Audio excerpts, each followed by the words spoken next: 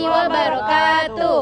Kami dari kelompok 4 ingin memaparkan hasil tugas kami yang berjudul Aspek Pajak dalam Kegiatan Bisnis. Sebelumnya kami akan memperkenalkan diri terlebih dahulu. Saya Nimasari dengan NPM 2105160326. Saya Bayu Andriansa, NPM 2105160351. Saya Randy Mahendra, NPM 2105160333. Saya Nadia Ramadhani dengan NPM 2105160321. Saya Susan Afrida dengan NPM 2105160345. Saya Wiranda dengan NPM 2105160343. Renway Orvandi dengan NPM 2105160342. Pajak adalah peralihan dari sektor swasta ke sektor publik berdasarkan undang-undang yang dapat dipaksakan dengan tidak mendapat imbalan, yang secara langsung dapat ditunjukkan yang digunakan untuk membiayai pengeluaran umum dan yang digunakan sebagai alat pendorong, penghambat atau pencegah untuk mencapai tujuan yang ada di luar bidang keuangan negara. Unsur-unsur dalam pajak yaitu yang pertama, pajak harus berdasarkan undang-undang. Pajak merupakan pungutan iuran terhadap rakyat karena Undang-Undang Dasar 1945 yang mengharuskan pemerintah jika hendak memungut pajak dari rakyat harus berdasarkan Undang-Undang Pasal 23 Ayat 2. Pajak pun haruslah berdasarkan undang-undang karena undang-undang akan memberikan jaminan hukum untuk adanya keadilan bagi warga negara atau masyarakat.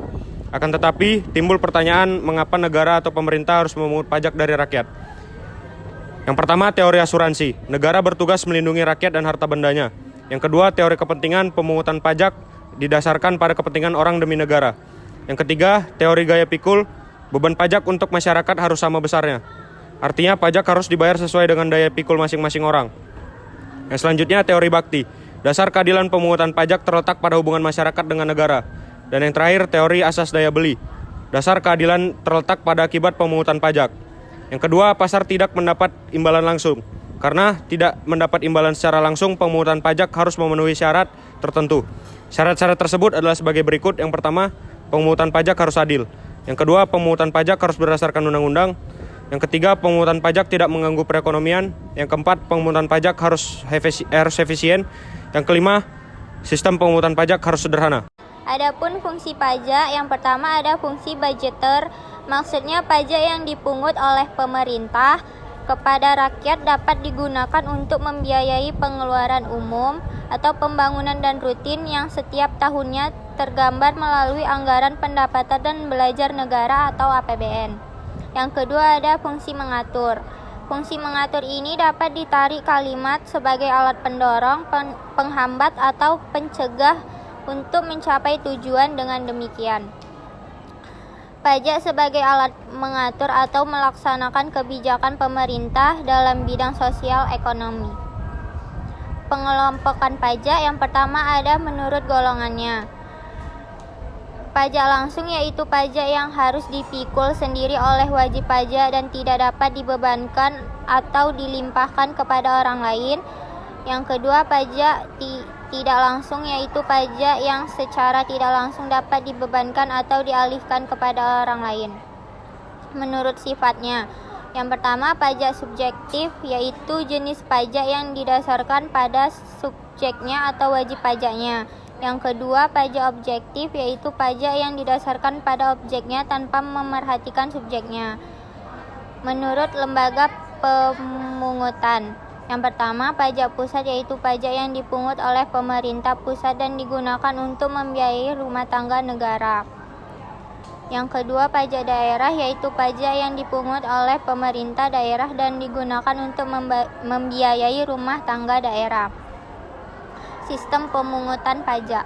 Official Assessment System yaitu suatu sistem pemungutan pajak yang memberi wewenang kepada fiskus pajak atau pemungut pajak untuk menentukan berdasarkan pajak yang terutang atau yang harus dibayar oleh wajib pajak.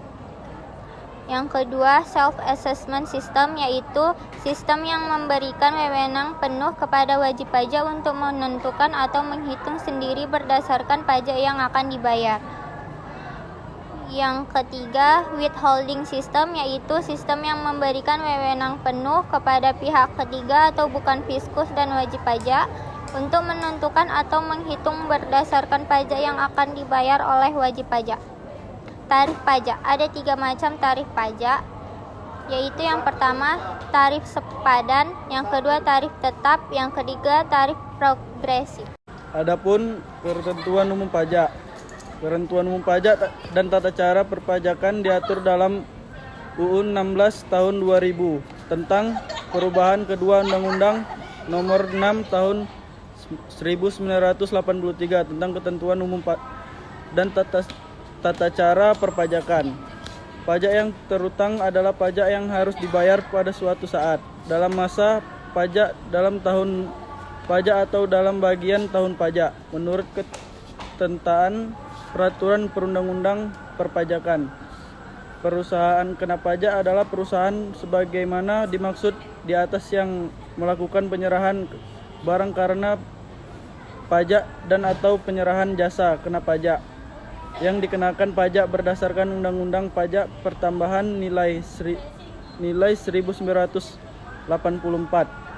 Perusahaan adalah orang pribadi atau badan dalam bentuk apapun yang dalam kegiatan usaha atau pekerjaan menghasilkan barang, mengekspor barang-barang, melakukan usaha perdagangan, manfaat barang yang berwujud dari laur daerah. Perbedaan melakukan usaha jasa atau memanfaatkan jasa dari laur daerah pabean. Jenis pajak dalam kegiatan bisnis. Yang pertama ada pajak penghasilan. Pajak penghasilan atau PPh merupakan pajak yang dibebankan atas suatu penghasilan yang diterima oleh wajib pajak, baik yang berasal dari Indonesia maupun dari luar negeri. Penghasilan yang dimaksud meliputi usaha, gaji, hadiah, honorarium, dan lain sebagainya.